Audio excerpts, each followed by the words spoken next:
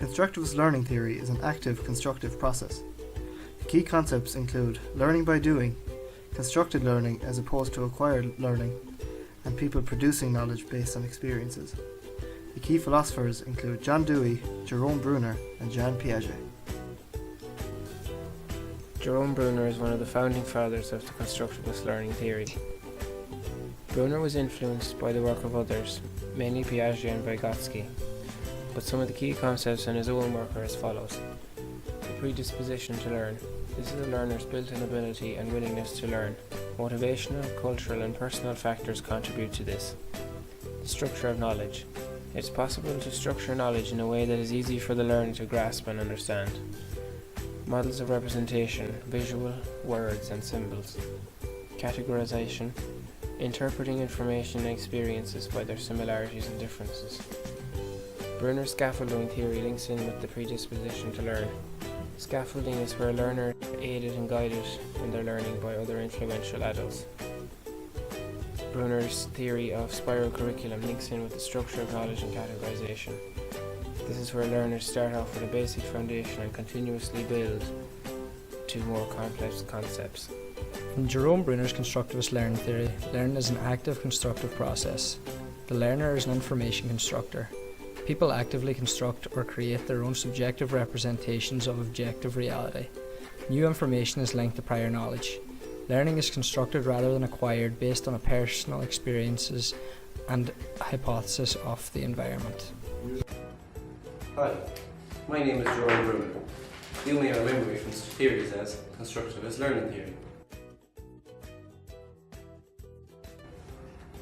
Today we're going to be talking about my three modes of representation.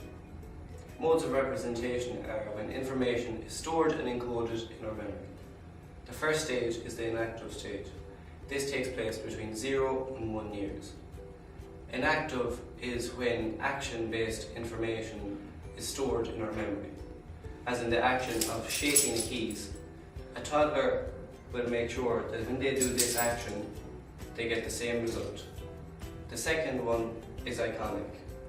This is when information is stored visually. When we are learning a new subject, it is very useful to have images to help us remember new information. The third stage is the symbolic stage. This happens after 7 years. It develops last. Information is stored as a code. Language is an example of this. Symbols are flexible and can be manipulated. In this stage, knowledge is words.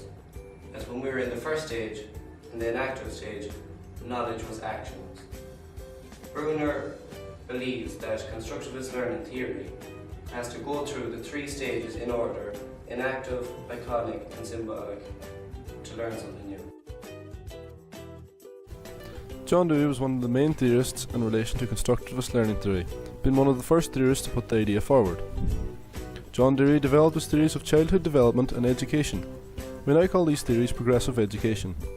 Whilst creating his theories on progressive education, Dewey included many theories that relate directly to constructivist learning theory. Dewey's theories are now accepted to be best practice by many educators throughout the world, but were thought radical at the time of creation, from the 1880s until 1904.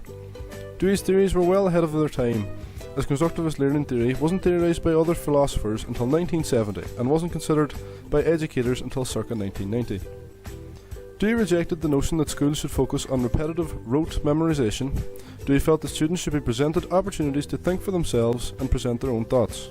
Dewey believed that education should be grounded in real experience.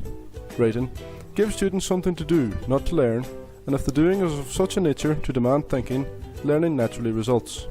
We can see that Dewey's theories relate heavily back to constructivist learning theory, and his theories influenced many theorists of the future. Alcohol consumption leads to dehydration. Dehydration leads to impaired physical and mental performance. Now we're going to show a real-life example of constructivist learning theory. Emmet has an important metalwork lab in the morning, but Emmet wants to party. Going against the advice of his biology teacher, Emmet decides to go out anyway.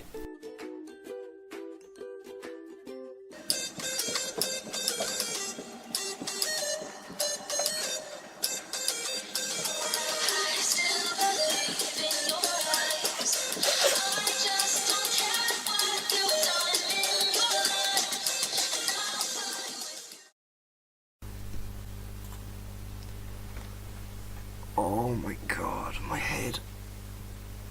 Oh, I have a lab. Oh, I have to go in for it.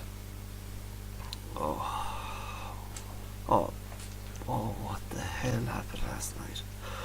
Oh, I'm dying.